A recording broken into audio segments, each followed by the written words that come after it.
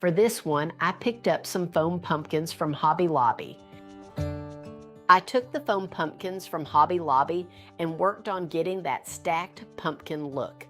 I used a knife to cut them in half, using a larger one for the bottom and smaller ones stacked on top.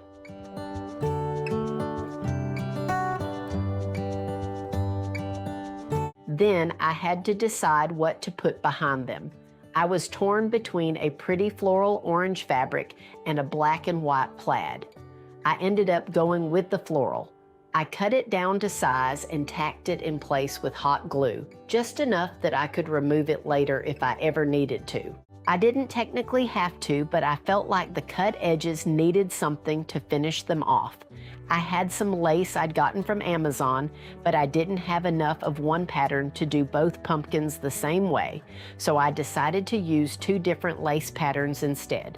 I cut those down and glued them in along the edges. Next, I laid out the pumpkin halves and glued them down, leaving a small space between each one and making sure everything stayed centered.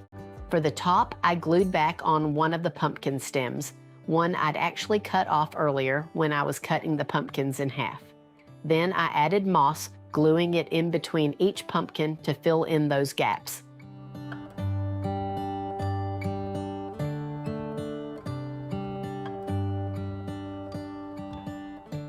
I also had some raffia bows with buttons on them.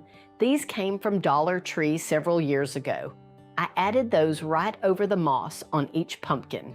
Then I had some wired berries, also from Dollar Tree, that I cut down and tucked in, and I also used some tiny pine cones I had on hand for a little extra texture. To finish it off, I added a little gold rub and buff over the white pumpkins just to tone down that stark white a touch.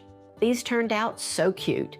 I actually considered adding a bigger bow, but I felt like it already had enough going on. Let me know in the comments, would you have added anything else? And be honest, do you see the snowmen too?